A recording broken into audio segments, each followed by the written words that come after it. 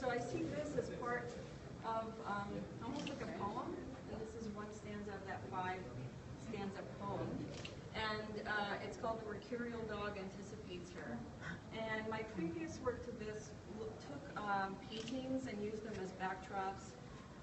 Figures would manipulate the paintings, and that was the Vanish series. And the idea behind that series, and it's related to this, is that I wanted to sort of investigate how landscape painters saw and kind of recorded the wilderness.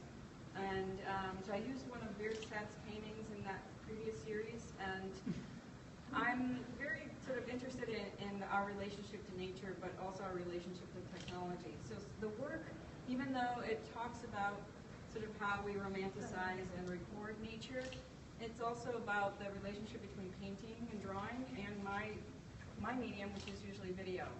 So, for example, the Bierstadt painting, or even this particular drawing, which is by Edward Skeets, a little-known artist in New Mexico, who was actually recording the flora of New Mexico so he could grow sugar beets.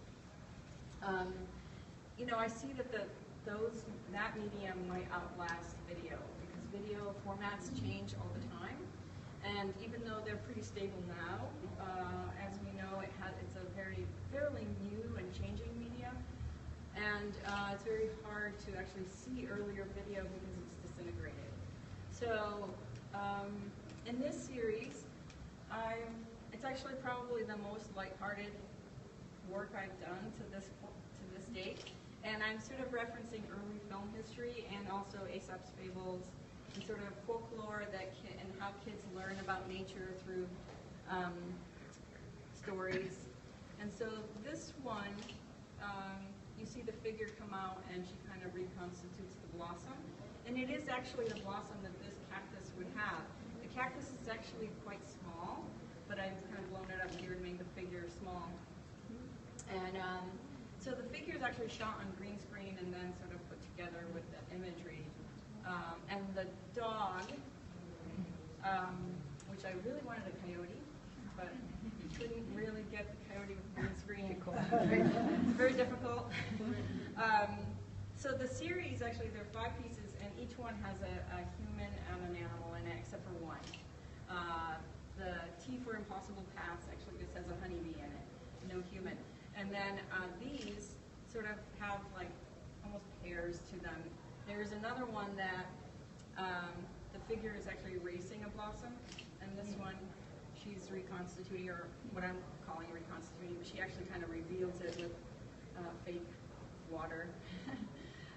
So again, what I'm trying to do is sort of a lyrical relationship between wilderness and humans, and the dog or coyote that I wanted sort of anticipates the human action that happens. And coyotes are very adaptable, and I know I'm using a dog in this case, but even dogs and domesticated animals kind of anticipate us. We actually have very intricate relationships with both domesticated and animals in the wild, because we impact their lives, and they in turn impact our lives. So, for example, I live in New Mexico, and in the base of the Sandias, a lot of people are very wary of the coyotes because their dogs are susceptible to getting eaten by the coyotes. So, but in this particular piece, the cactus actually, and cactus in general, collect water at the base.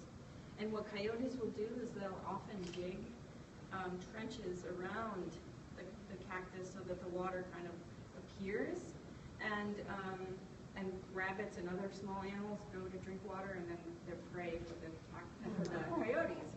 So there's this intricate kind of web that happens out in the wild, and then again, our impact with the wilderness also influences how animals. But this, in some ways, doesn't directly reference so much the natural cycle.